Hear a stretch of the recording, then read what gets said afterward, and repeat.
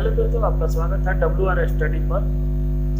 आज हम देखेंगे एक टॉपिक है साधारण ब्याज, सिंपल इंटरेस्ट, जिसको हम इंग्लिश में बोलते हैं। साधारण ब्याज में खास तौर से 3-4 गो टॉपिक है, जिसको हम एक पहला को मूलधन बोलते हैं, दूसरा ब्याज, तीसरा मिश्रधन होता है, और उसमें का चौथा जो है कि समय अंतराल होता है, और पांचवा जो है कि दर होता है।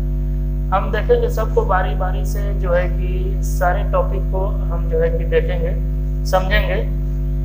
मूलधन बोलते हैं हम जो है कि किसी आदमी से जा करके जितना कर्ज लेते हैं, जितना रुपया कर्ज लेते हैं, कोई धन जो है कि कर्ज लेते हैं।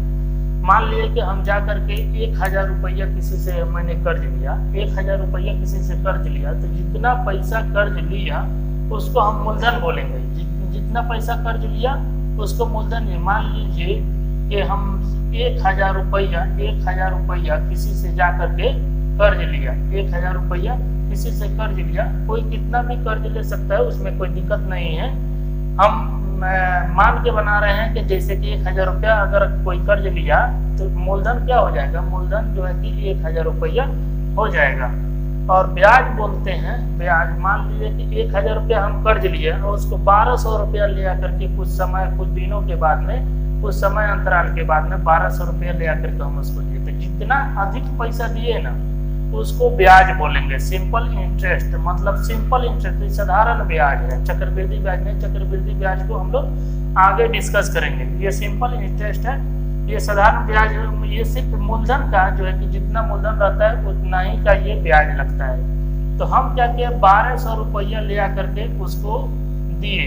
तो जितना पैसा अधिक दिए ना, इसमें मान लीजिए कि 1000 रुपया हम कर्ज लिए थे, 1200 रुपया हम दे दिए, तो 200 रुपया हमारा अधिक हो गया। 200 रुपया क्या हो गया, माइनस कर देंगे 1000 रुपया, तो हमारा हो जाएगा 200 रुपया।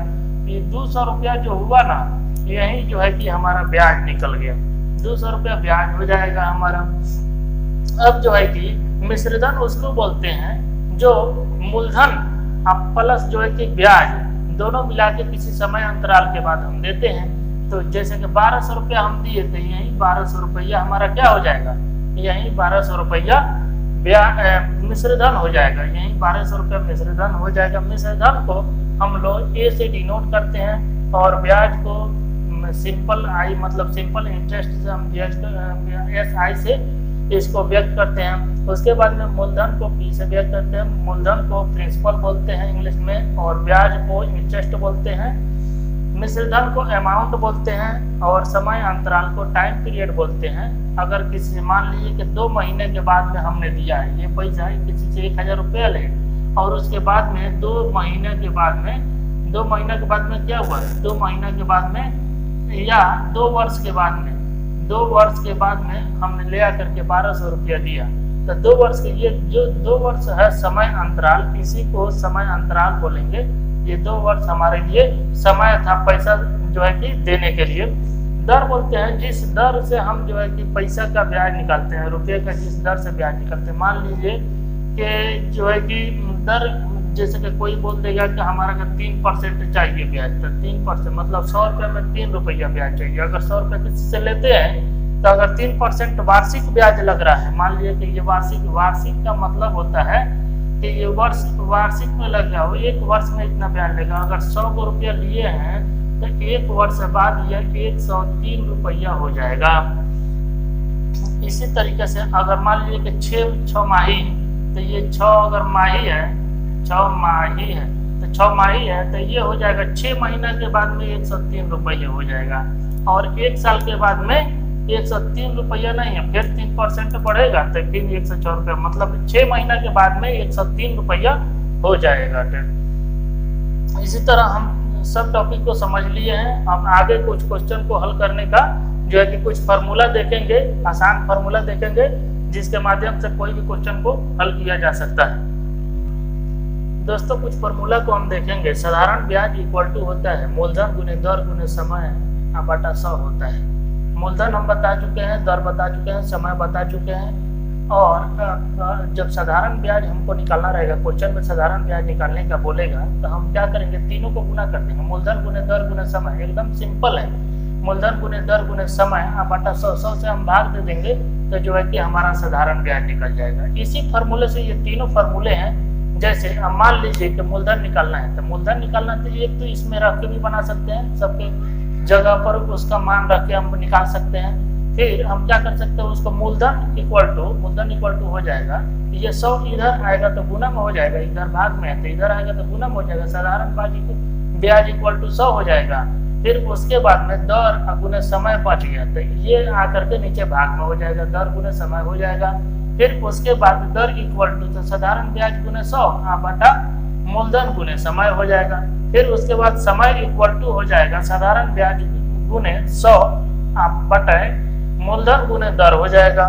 फिर मिश्रधन हम तो बता चुके हैं कि मिश्रधन दोनों को मिला के होता है साधारण ब्याज प्लस मूलधन, तो ये तो खुद एक फॉर्मूला है, इसी पर हम निकाल सकते हैं। अगर मिश्रधन पूछेगा, मान लीजिए कि अगर सवाल में दिया हो कि मूलधन दर और समय दे दिया, मिश्रधन पूछा हो तो सबसे पहले हम ब्याज निकाल लेंगे, साधारण ब्याज निकाल लेंगे और प्लस उसमें मूलधन को जोड़ देंगे तो मिश्रधन हमारा निकल जाएगा। दोस्तों इस प्रश्न को देखते हैं। इसमें प्रश्न बोल रहा है कि ये 35,000 रुपया 7% वार्षिक ब्याज की दर से उधार दिए जाते हैं, 7% वार्षिक ब्याज की दर से उधार दिए जाते हैं। 2 वर्ष बाद कितना साधारण ब्याज होगा, कितना साधारण ब्याज मतलब देना पड़ेगा, दे होगा। ठीक है, इसमें हमारा सीधे सीधे दिखाई दे रहा है कि मूलधन, इसमें हल लिख करके हम लिखेंगे, हल इक्वल टू हो जाएगा मूलधन, तो मूलधन को हम सिर्फ मूल लिख करके हम बता देते हैं, इसका शॉर्टकट ले लेते हैं। मूलधन इक्वल टू हो जाएगा 3500 रुपया हो जाएगा, मूलधन 3500 रुपया हो जाएगा और दर जो है कि 7% हो जाएगा। 7% कितना हो जाएगा, दर जो है कि 7% हो जाएगा। उसके बाद में ब्याज की दर से उधार दिए जाते हैं। 2 वर्ष बाद बोला है तो समय हो जाएगा 2 वर्ष, समय 2 वर्ष हो गया। उसके बाद में साधारण ब्याज का फॉर्मूला लिखिए, साधारण ब्याज इक्वल टू होता है मूलधन गुने दर गुने समय बटा 100।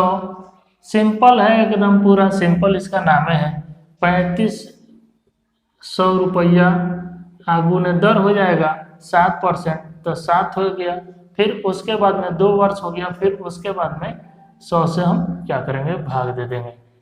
कटेगा तो 2 जीरो से 2 जीरो कट जाएगा, 35 दूना 70, 70 गुने 7 हो जाएगा, 7 सत्ते 49, यानी कि 490 रुपया हो जाएगा हमारा आंसर। दोस्तों एक दूसरा प्रश्न है। दूसरा प्रश्न ये बोल रहा है कि 3 वर्ष के लिए 8% वार्षिक ब्याज की दर से 500 रुपये का ब्याज जो है कि निकालना है। 3 वर्ष, यह तो समय हो जाएगा, मतलब यह मूलधन सीधे देखिए, मूलधन हो गया आपको कितना, 500 रुपया, मूलधन हो गया 500 रुपया। आप लोगों का इस कोने पे जो है कि आपको प्रश्न दिख रहा होगा, जो है कि मूलधन हो गया 500 रुपया, उसके बाद में दर हो गया आपको 8% हो गया। फिर उसके बाद में समय हो गया 3 वर्ष, समय हो गया 3 वर्ष, समय हो गया 3 वर्ष, समय हो गया। और ये जो दर है ये क्या है, ये वार्षिक है, वार्षिक है, मतलब वर्ष में ये दर 8% जो है कि दर ये वर्ष में जुट रहा है। हमको ब्याज निकालना है, मतलब साधारण ब्याज निकालना है।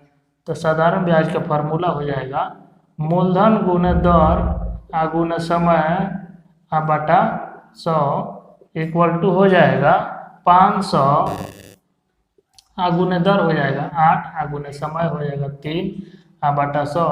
00 से 00 कट जाएगा, 8 × 5 = 40, 4 × 3 = 12, 120 रुपया।